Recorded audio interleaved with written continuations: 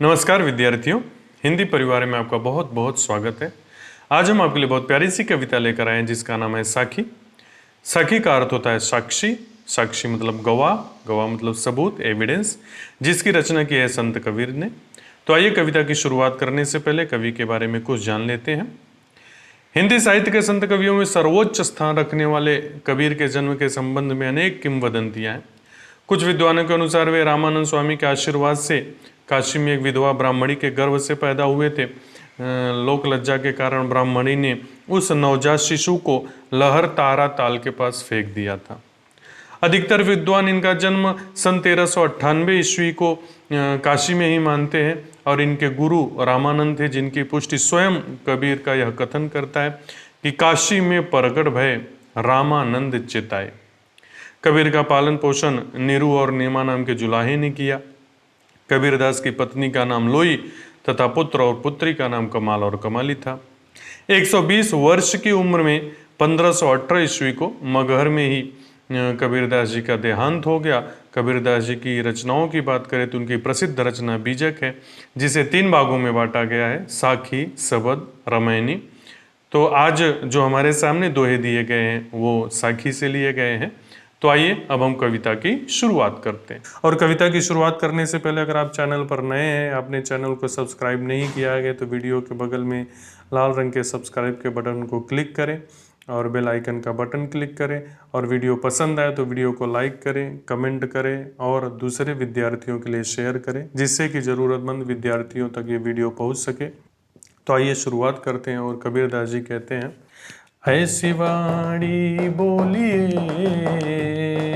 मन काया पाखो, अपना तन शीतल करे औरन को सुख हो। कस्तूरी कुंडली बसे मृग ढूढ़े बन माय, ऐसे घटी घटी राम है दुनिया देखे ना।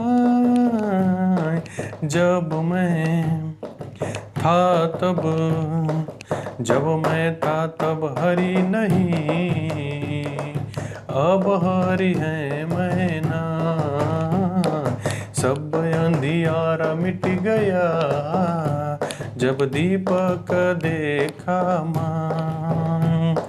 सुखिया सब संसार है खाए अरु सोए, दुखिया दास कबीर है जागे अरु रोए। बिरह भुवंग मतन बसे मंत्र न लागे कोई, राम वियोगी ना जीवे, जीवे तो बौरा होई। निंदक नेड़ा राखिए आंगन कुटी बधाई, बिन साबण पानी बिना निर्मल करे सुभाई। पोथी पढ़ी पढ़ी जग मुआ,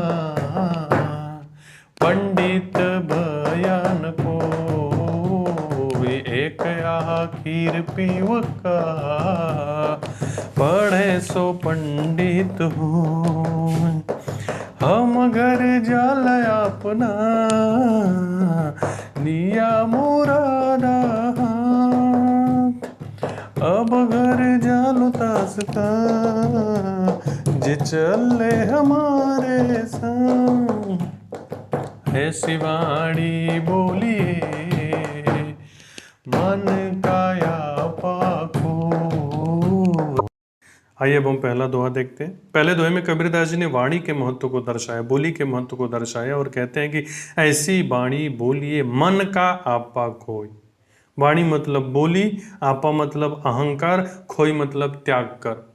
मन का आपा खोई कि मन के अहंकार को त्याग कर ऐसी वाणी बोलिए। हमें ऐसी बोली बोलना चाहिए, हमें अपने मन के अहंकार को त्याग कर ऐसी बोली बोलनी चाहिए जिससे अपना तन शीतल करे। तन मतलब शरीर, शीतल मतलब ठंडा, औरन मतलब दूसरे, को मतलब को, सुख हो मतलब सुख हो, प्रसन्नता मिले, जिसे सुनकर दूसरों को भी प्रसन्नता मिले और अपना तन शीतल करे, खुद को भी प्रसन्नता मिले, खुद के शरीर को भी, खुद के मन को भी ठंडक पहुंचे। हमें ऐसी बोली बोलनी चाहिए। कहते हैं कभी कभी हम अपने बड़ों से ऐसी ऊंची आवाज में बात कर लेते हैं कि कभी कभी हमको खुद अपनी गलती का एहसास होता है। हमको लगता है नहीं, हमें ऐसी बातें नहीं बोलनी चाहिए थे, हमें ऐसे शब्द नहीं कहने चाहिए थे। मतलब जो बोलने से सामने वाले को भी अच्छा नहीं लगा और खुद को भी अच्छा नहीं लगा। इसलिए कबीरदास जी कहते हैं कि हमें ऐसी बोली बोलनी चाहिए जिससे हमें खुद प्रसन्नता और सामने वाला भी सुनकर हमारी बातों को खुश हो जाए, वो भी हमारी बोली को सुनकर खुश हो। अब अगर इसका भावार्थ लिखना होगा तो कैसे लिखेंगे कि कबीरदास जी वाणी के महत्व को समझाते हुए कहते हैं कि मनुष्य को अपने मन के अहंकार को त्याग कर ऐसे मीठे वचन बोलना चाहिए जिससे स्वयं को भी सुख मिले और सुनने वाला भी प्रसन्न हो जाए। आइए अब हम दूसरा दोहा देखते हैं कि कस्तूरी कुंडली बसै मृग ढूढ़े बनमाए। कस्तूरी मतलब सुगंधित पदार्थ, कुंडली मतलब नाभि, बसै मतलब रहती है, मृग मतलब हिरन, ढूढ़े मतलब ढूंढता है, बन मतलब जंगल, माही मतलब में। कहते कस्तूरी कुंडली बसै। कस्तूरी अर्थात वो सुगंधित पदार्थ हिरन की नाभि में ही बसती है, हिरन की नाभि में ही रहती है, लेकिन हिरन उस कस्तूरी की सुगंध को पाने के लिए ढूढ़े बन माही, जंगल जंगल उसे ढूंढता रहता है। उस सुगंधित पदार्थ को पाने के लिए हिरन उसे जंगल जंगल ढूंढता रहता है, भटकता रहता है। उसी तरह कबीरदास जी कहते हैं कि ऐसे घट घट राम है, ऐसे कण कण में, ऐसे हर एक इंसान के शरीर में भगवान राम का वास है। लेकिन दुनिया देखे नहीं, लेकिन दुनिया के लोग उन्हें देख नहीं पाते और उन्हें पाने के लिए जगह जगह भटकते रहते हैं, जगह जगह उन्हें ढूंढते रहते हैं, जगह जगह उन्हें खोजते रहते हैं। इसलिए भगवान को जगह जगह ढूंढने की जरूरत नहीं है, उन्हें अपने मन के अंदर देखो, अपने शरीर के अंदर देखो, वो वहीं आपको मिल जाएंगे। अब इसका भावार्थ देखेंगे कि कबीरदास जी कहते हैं कि जिस तरह हिरन की नाभि में कस्तूरी जैसा सुगंधित पदार्थ होता है, फिर भी वो सुगंधित पदार्थ की तलाश में जंगल में भटकता रहता है, किंतु वो उसे ढूंढ नहीं पाता, उसी तरह ईश्वर प्रत्येक प्राणियों के शरीर में निवास करते हैं, किंतु संसार के लोग उन्हें देख नहीं पाते और ईश्वर की प्राप्ति के लिए जगह जगह भटकते रहते हैं। आइए अब तीसरे दोहे की तरफ बढ़ते हैं। तीसरे दोहे में कबीरदास जी ने ईश्वरीय ज्ञान को दर्शाया। कहते हैं जब मैं था तब हरि नहीं। मैं मतलब अहंकार, हरि मतलब ईश्वर। कबीरदास जी कहते हैं जब मेरे अंदर अहंकार था, मैं था मतलब अहंकार था। कहते हैं ना कि मैं अच्छा हूं, यह बड़ी अच्छी बात है, होना भी चाहिए, सब लोगों के लिए होना चाहिए। मैं अच्छा हूं, लेकिन मैं ही अच्छा हूं, यह अहंकार है, यह अहंकार है, इससे बचना चाहिए। मैं अच्छा हूं ये ठीक है, लेकिन मैं ही अच्छा हूं ये अहंकार है। तो कबीरदास जी कहते हैं जब मैं था, जब हमारे अंदर अहंकार था, तब हरि नाई, तब मेरे अंदर ईश्वर नहीं थे, तब मुझे ईश्वर की प्राप्ति नहीं हुई। अब हरि हैं, मैं नाही, अब हरि हैं, अब मुझे ईश्वर की प्राप्ति हो गई है। अब हमारे मन मंदिर में ईश्वर बसे हैं, तो मैं ना ही, अहंकार समाप्त हो गया है, अहंकार भाग गया है, सब अंधियारा मिट गया। अंधियारा मतलब अज्ञानता का अंधकार, यहाँ अंधियारा मतलब अज्ञानता का अंधकार। कवि कहते हैं हमारे मन के अज्ञानता का अंधकार सब समाप्त हो गया। कब? जब दीपक देखा माई। दीपक मतलब ज्ञान रूपी दीपक, ईश्वरीय ज्ञान रूपी दीपक। देखा मतलब देखा, माई मतलब मैं।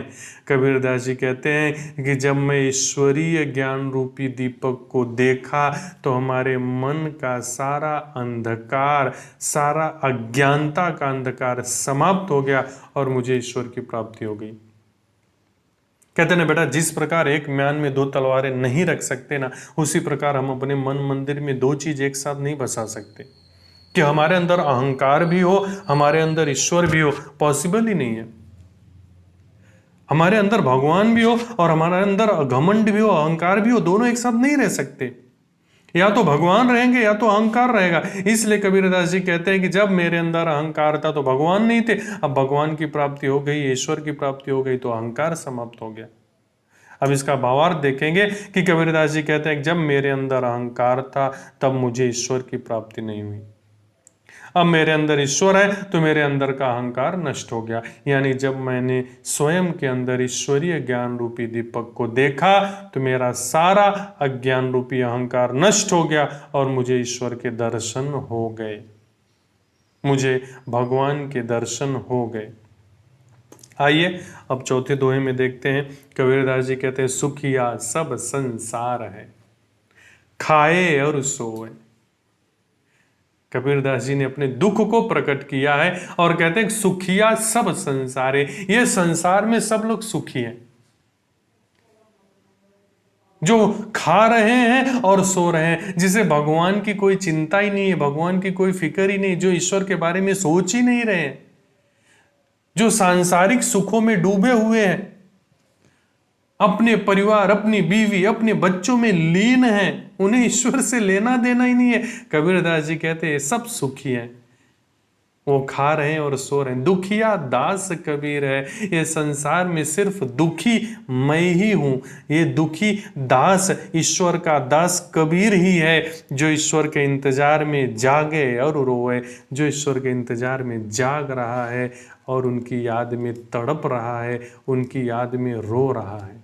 बाकी सब सुखी हैं, जो चैन से मजे से खा रहे हैं और सो रहे हैं, उन्हें किसी की कोई परवाह नहीं है। अब इसका भावार्थ देखेंगे तो कबीरदास जी कहते हैं कि संसार के सभी लोग सुखी हैं, वे मजे से खा रहे हैं और सो रहे हैं। अब वे सांसारिक सुख में डूबे हुए हैं और उसी में खुश हैं। लोगों की इस अज्ञानता को देखकर कवि को तकलीफ होती है।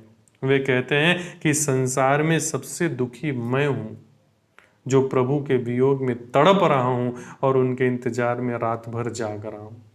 यहीं पर हमारा साखी का पार्ट 1 समाप्त होता है। उम्मीद करता हूं आप सबको समझ में आया होगा। अगर वीडियो पसंद आए तो वीडियो को लाइक करें, कमेंट करें और दोस्तों में शेयर करना ना भूलें, जिससे कि ज़रूरतमंद विद्यार्थियों तक ये वीडियो पहुंच सके। और अगर अभी तक आपने चैनल को सब्सक्राइब नहीं किया तो चैनल को सब्सक्राइब कर लें। साखी के पार्ट 2 में हम मिलेंगे जल्दी, तब तक के लिए बाय बाय, टेक केयर।